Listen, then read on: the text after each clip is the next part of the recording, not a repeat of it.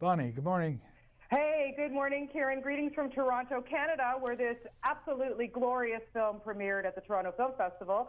I was in the audience and I was bawling like a baby. This is seriously my favorite film of the year. I love it so much. Why do you think it is resonating with audiences? Well, as you would know, it's full of heart and Yes. humanity. Basically, I mean, Ken Branagh has carved this story from his own childhood, and he's shared it with the world. And I wasn't sure that he thought that this could reach other people, but I think we've all had lives like this. Our childhood has always been informed by difficult times and family struggles and strife. And I just know that he's made something that's not only very funny through the eyes of the child, but it's also deeply moving. Oh, it's so moving. As I said to you, I bawl. I've seen it twice now, and I have to say, Ciarán, no offense or anything, but you do have a scene-stealing partner.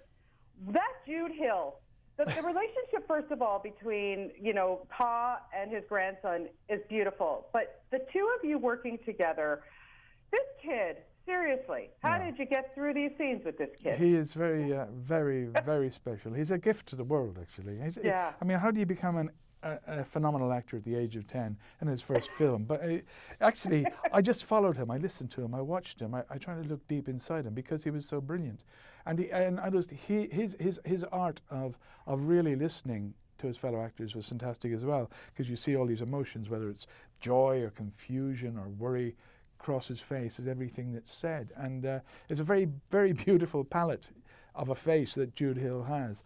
And basically, between the scenes that myself and Dame Judi Dench, we were playing husband and wife, and Jude as our grandson, it was for me it was a battle of wits just to keep up with them.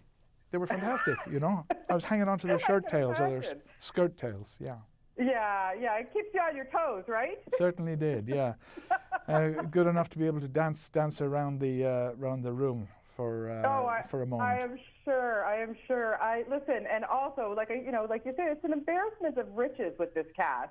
From Jamie Dornan to Katrina Balfe, then of course your glorious, beautiful wife, played by Judi Dench. I mean, I think you took the role just to be married to her. Well, it would have been churlish to turn it down once she'd said that he was going to ask Judy to be in it. And Ken, when he was so gracious, because he's such a warm and witty and intelligent and loyal, rigorous man in his work. And when he spoke to me, and then he said, "Would you mind if I sent you the script?" Very simply like that. And I said, "You know what? I wouldn't mind at all." And then when I read it, I knew it. He'd actually carved a beautiful scenario. And the question was then, was he able to film it in the way he wanted to?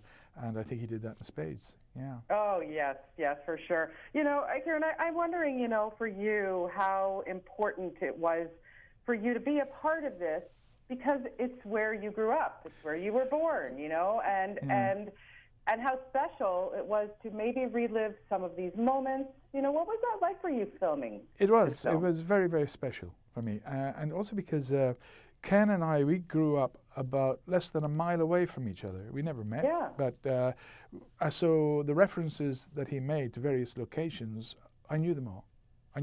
In my mind's eye. I saw myself running down alleyways and entries as a kid running to school.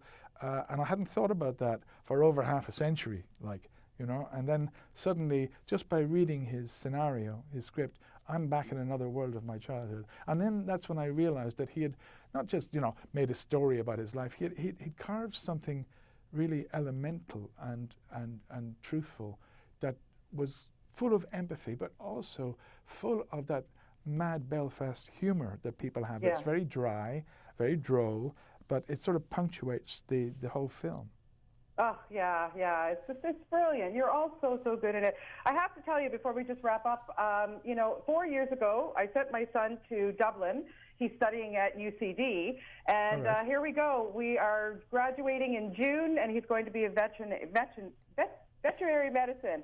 And I have to tell you, I fell in love with the country and did spend a day in Belfast. I'm going back in June for the graduation for a week. You need to tell me where I have to go and visit. Where? In Belfast? Yeah, well, I want to spend more time. I saw only a very interesting scenario of Belfast and what was going on there politically. I want it to be a lighter trip this time. Yeah. So what should I see? I would go into the Glens of Antrim. The beautiful Glens of Antrim. I suppose it's about an hour out of Belfast, and it's just another world up there. It's quiet and pretty bleak and barren, but it's very good for your soul. And then, of course, there's County Down, which has the famous mountains of Mourne that sweep down to the sea. And it's all within. What's great about Belfast, and why you're using it for filming so much, is that there's fantastic locations within an hour of everywhere. You know, you don't have to travel much. And also the people of Belfast are a great, warm-hearted bunch of folk, really. And despite all the stuff that's happened in the past, and things are moving forward. There's still a lot of work to be done, but things are moving forward. There's good people there trying to make it all happen.